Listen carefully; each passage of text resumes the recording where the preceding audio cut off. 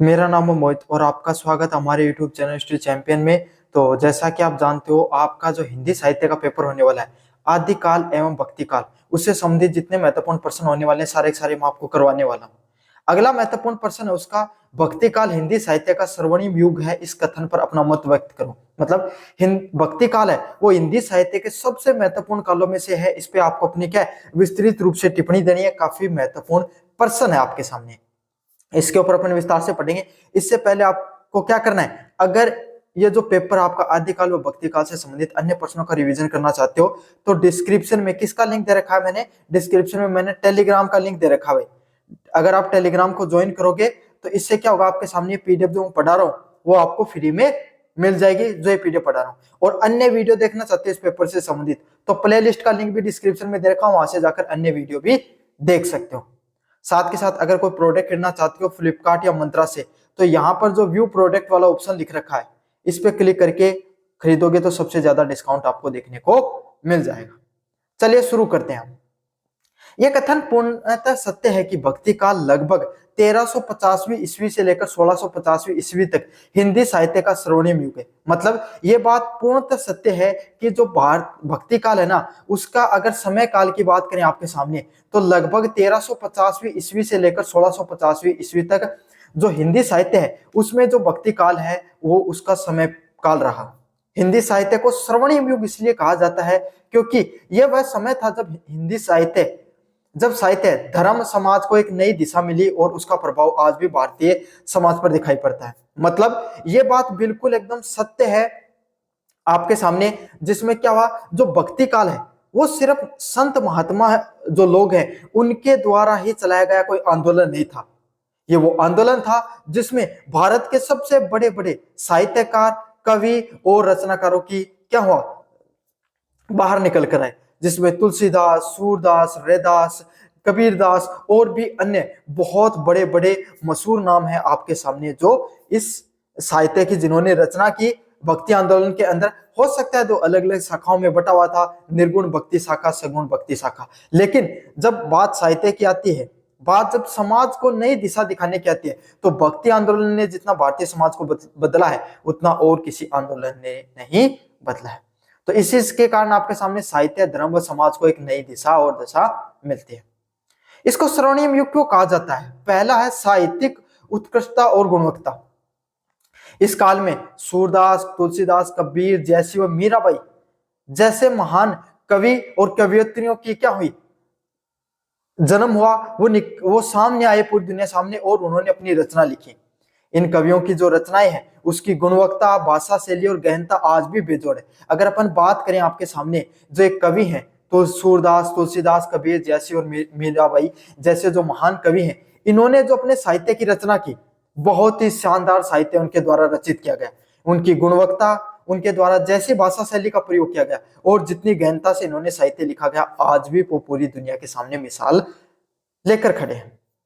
उदाहरण के लिए तुलसीदास ने रामचरितमानस जैसे महाकाव्य दिया और सूरदास ने सूर सागर जैसा वात्सल्य और श्रृंगार का सागर दिया। मतलब तुलसीदास ने क्या आपके सामने रामचरित्र जैसा जो इतना बड़ा महाकाव्य है उसकी उन्होंने रचना की, और सूरदास के द्वारा सूर सागर जैसा जो बड़ा काव्य है उसकी रचना है वो की गई, जिसमें वात्सल्य मतलब जो भगवान श्री कृष्ण है उसके जो बचपन था, बचपन का जो बाल लीलाएं उन्होंने की थी उसके बारे में विस्तृत रूप से हमें पता चलता है। साथ के साथ श्रृंगार रस जिसमें उन्होंने गोपियों के साथ और राधा के साथ जिस तरीके से जो लीलाएं की, उसका आपके सामने इसमें पूरा का पूरा क्या देखने को मिलता है, समावेश देखने को मिलता है। तो अलग अलग प्रकार के जो आपके सामने, जिसमें फिर अगर बात करें तो मीराबाई के द्वारा जो श्रृंगार रस था उसकी रचना हो गई। जो आपके सामने कबीरदास है जिन्होंने क्या समाज को एक जितनी कुरीतियां थी, चाहे किसी भी धर्म में हो, चाहे जाति पाति के आधार पे हो, चाहे धार्मिक आधार पे हो, उन्होंने सीधा कटाक्ष करने का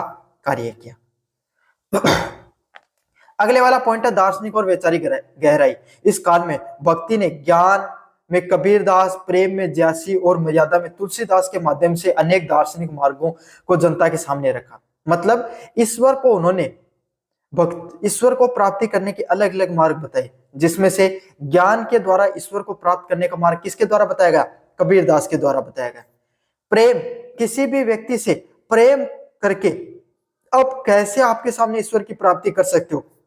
मीराबाई, जयसी, सूरदास जैसे जो व्यक्ति हैं उनके द्वारा क्या बताएगा कि आप प्रेम भाव से ईश्वर के भजन कीजिए, उनसे प्रेम कीजिए, उनकी जो बातें हैं उनको बार बार सोचिए, उनके जो वचन है उनको अपने दिमाग में रखिए, भजन करिए। इन सब के माध्यम से आप ईश्वर को प्राप्त कर सकते हो। साथ के साथ मर्यादा में रहकर किस तरीके से आप अच्छे अनुशासन से जीवन जीकर किस तरीके से आप क्या कर सकते हो, आप ईश्वर की प्राप्ति कर सकते हो। कबीर दास ने निर्गुण निराकार भक्ति दी और सूरदास तुलसीदास ने साकार भक्ति दी। मतलब कबीर दास ने किस प्रकार की भक्ति की बात की? निर्गुण, ऐसा ईश्वर जिसका कोई आकार नहीं है, निराकार ईश्वर की बात की। और सूरदास और तुलसीदास ने कैसे बात की? सगुण भक्ति धारा की बात की, जहां पे ईश्वर के साकार रूप को पूरी दुनिया के सामने रखा। अच्छा, ये एक ऐसा आंदोलन था जिसमें दोनों पक्ष देखने को मिले। ईश्वर के रूप सौंदर्य की भी चिंतन रूप सौंदर्य की भी पूजा की गई और उसको नहीं भी माना गया। एक ही समय में दोनों काल के आपके सामने साहित्यकार और संत रहे इस वक्त में। कितनी खूबसूरत बात है भारतीय जो साहित्यिक परंपरा उसके लिए। अगला समाज सुधारक और मानववाद। भक्ति काल को का साहित्य केवल धर्म तक सीमित नहीं था। कबीर जैसे संतों ने जाति पाति, मूर्ति पूजा और धार्मिक जो आडंबर है उनका खुलकर विरोध किया गया, जिससे समाज में समानता और मानवता का संदेश फैला। मतलब भक्ति आंदोलन की बात करें, भक्ति आंदोलन का साहित्य केवल धार्मिक पक्ष तक ही सीमित नहीं था। उसमें कबीर दास जैसे संतों ने जाति पाति पर कटाक्ष किया, मूर्ति पूजा पर कटाक्ष किया और धार्मिक आडंबर है उन पर उन्होंने खुलकर विरोध किया, जिससे समाज में समानता और मानवता का संदेश फैला। इससे क्या आपके सामने जो समाज है उसमें समानता और मानवता है वो उसका संदेश सबके सामने जाता है। कबीर दास ने कहा, जाति न पूछो साध की, पूछ लीजिए ज्ञान। क्या कहा गया आपके सामने? कोई भी व्यक्ति है, उसके व्यक्तित्व है, उसके ज्ञान की पूजा करनी चाहिए, ना कि उसके धर्म की, ना कि जाति की। कबीर दास उन व्यक्तित्व में थे जिन्होंने हिंदू धर्म ही नहीं इस्लाम धर्म की भी बराबर रूप से कटाक्ष करने का काम किया।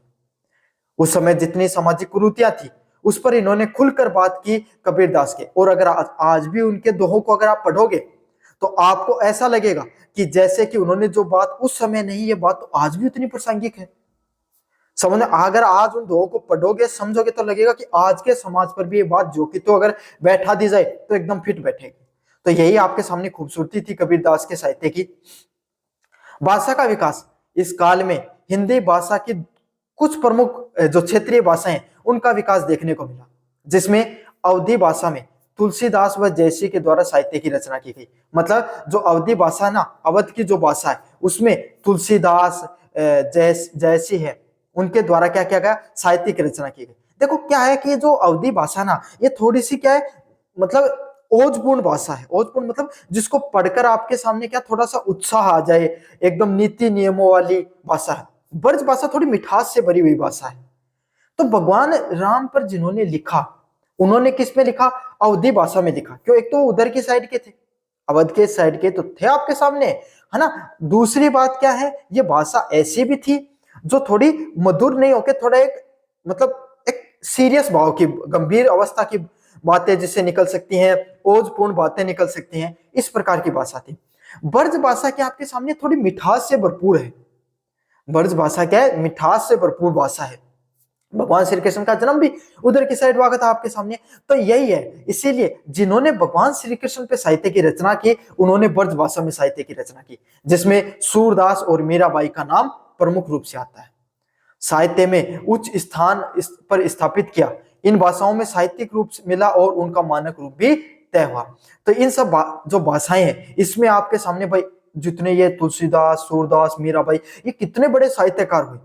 तो और इन्होंने क्या क्षेत्रीयवाद की भाषा में साहित्य लिखा। तो इन दोनों भाषाओं को क्या हुई? एक अलग पहचान मिली, इनका एक साहित्य अलग से निकला और इनका जो क्या बोलते हैं मानकीकरण भी स्थापित हुआ। समझ में आ गया आपको अच्छे से? लोकप्रियता और जन स्वीकारता। ये साहित्य पंडितों की तक ही नहीं सीमित रहा। क्यों? क्षेत्रीय भाषा में इनके द्वारा साहित्य लिखा गया। तो इससे क्या, अगर भाई ये चाहते तो ऐसी बात तो है नहीं कि भाई तुलसीदास है, सूरदास है, संस्कृत में नहीं लिख सकते थे, लिख सकते थे। लेकिन इन्होंने आम भाषा को ही क्यों चुना? क्षेत्रीयवाद की भाषा को चुना। क्यों चुना? इसीलिए चुना, अगर कोई व्यक्ति है, भाई मैं आपको मारवाड़ी में पढ़ाऊं तो आप ज्यादा कनेक्शन फील करोगे बजाय किसकी जो अगर मैं आपको हिंदी में पढ़ा रहा हूं। समझ में आ गया आपके सामने? लेकिन भाई अब काफी बच्चे समझ नहीं पाते, इसलिए हिंदी में पढ़ाना पड़ता आपके सामने। पहले तो मैं मारवाड़ी में पढ़ाता था। लेकिन यही बात है, क्षेत्रीयवाद की भाषा को जब कोई व्यक्ति पढ़ता है तो उसको ज्यादा कनेक्शन फील करता है। इसीलिए आपके सामने क्या हो, इन्होंने इस प्रकार की भाषा को चुना जो क्षेत्रीय भाषा है, चाहे आपके सामने ब्रज भाषा हो चाहे अवधी भाषा हो। ये आम जन की भाषा थी, इसीलिए बहुत ज्यादा लोकप्रिय हुई और सदियों तक लोगों में जनता के लिए प्रेरणा बनी रही। इनके द्वारा जो वचन कहे गए वो सदियों तक जनता को प्रेरित करते रहे। इस साहित्य ने जनता को राजनीतिक निराशा के समय में साहित्यिक और धार्मिक सहारा दिया।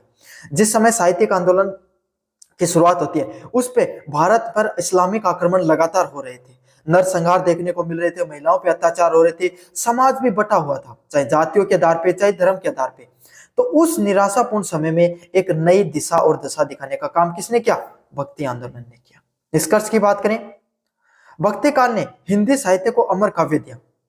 भक्ति काल वो समय काव्य हुआ, वो समय हुआ जिस समय ना सिर्फ बड़े बड़े संत निकल कर आए, बहुत ही बड़े बड़े साहित्यकार भी निकल कर आए और उनके द्वारा जो साहित्य की रचना की गई वो अमर काव्य के रूप में जिनको जाना गया। धर्म के आडंबरों से मुक्त समाज को एकता और मानवता का संदेश दिया। ये जितने भी संत हुए सभी ने क्या किया? आपके सामने समाज को एक होने का और सारी की सारी मानवता को एक होने का संदेश दिया। गुणवत्ता, लोकप्रियता और व्यापक प्रभाव की दृष्टि से काल निश्चित रूप से हिंदी साहित्य का स्वर्ण युग कहलाने का अधिकारी है। मतलब अच्छी गुणवत्ता का आपके सामने साहित्य देखने को मिला, लोकप्रिय साहित्य देखने को मिला, और अगर इनके द्वारा इतना अच्छा साहित्य की रचना की गई कि इस समय को हम क्या कह सकते हैं, हिंदी साहित्य के स्वर्णिम युग के रूप में भी जान सकते हैं। समझ में आ गया आपको? तो ये था भक्ति काल में हिंदी साहित्य को स्वर्णिम युग क्यों कहा जाता है, इसके बारे में अपन ने अपना पूरा का पूरा मत रखा। कैसा लगा वीडियो जोर से बताना, चैनल को जोर से सब्सक्राइब कर देना। धन्यवाद।